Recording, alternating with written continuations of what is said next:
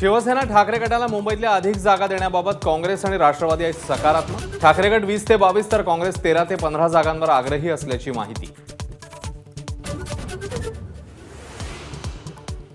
मुंबईत राष्ट्रवादीच्या अजित पवार गटाची 7 जागा लढण्याची तयारी, लवकरच महायुतीकडे प्रस्ताव ठेवणार असल्याची ही माहिती। बदलापूरच्या घटनेविरोधात पुण्यामध्ये भर पावसात शरद पवारांचं आंदोलन, महिला सुरक्षेची दिली शपथ, महिलांवरचे अत्याचार खपवून घेतले जाणार नसल्याचा दिला इशारा। मुंबईमध्ये शिवसेना भवनाबाहेर उद्धव ठाकरे यांचं आंदोलन, सरकार नराधमांना पाठीशी घालत असल्याचा आरोप, बंद पाळू न दिल्यानंही कठोर टीका। बदलापूरच्या घटनेच्या निषेधार्थ राज्यभरात मविया नेत्यांचं आंदोलन, भाजपचंही आंदोलनाने प्रत्युत्तर, मुंबई पुणे संभाजीनगर अमरावतीत आंदोलन। मवियाच्या निषेध आंदोलनावरून मुख्यमंत्री उपमुख्यमंत्र्यांची टीका, विरोधकांच्या तोंडाला काळी पट्टीच चांगली दिसते, फडणवीसांची टीका।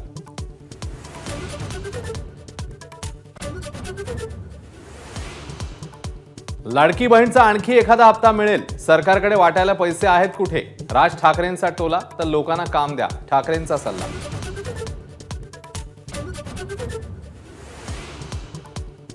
यवतमाळमध्ये लाडकी बहीण कार्यक्रमात महिलांचा गोंधळ, ठाणेदाराच्या बदलीसाठी पारधी महिला आक्रमक।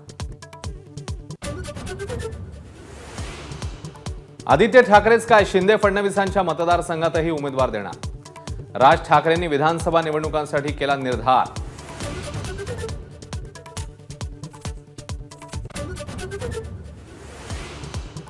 पुणे जिल्ह्यातल्या पौडजवळ हेलिकॉप्टर कोसळलं, 4 पैकी एका प्रवाशाची प्रकृती गंभीर, मुंबईहून हैदराबादला जात होतं हेलिकॉप्टर।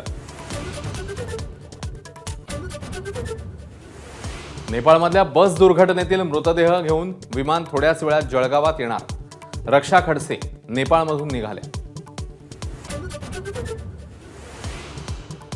नाशिकमध्ये मुसळधार पावसामुळे गोदावरी नदीच्या पातळीमध्ये वाढ, गोदाकाठावरील मंदिरांना पाण्याचा वेढा, लहान मंदिरं पाण्याखाली। विश्रांतीनंतर राज्यात मुसळधार पावसाची हजेरी, मुंबईसह राज्यातल्या अनेक जिल्ह्यांना पावसाचा अलर्ट, तर काही भागात शेतीचं पावसामुळे नुकसान। शिखर धवनची आंतरराष्ट्रीय क्रिकेटमधून निवृत्तीची घोषणा, तिन्ही फॉर्मॅटमधून अलविदा, गेल्या 6 वर्षांपासून धवन कसोटी संघाबाहेर।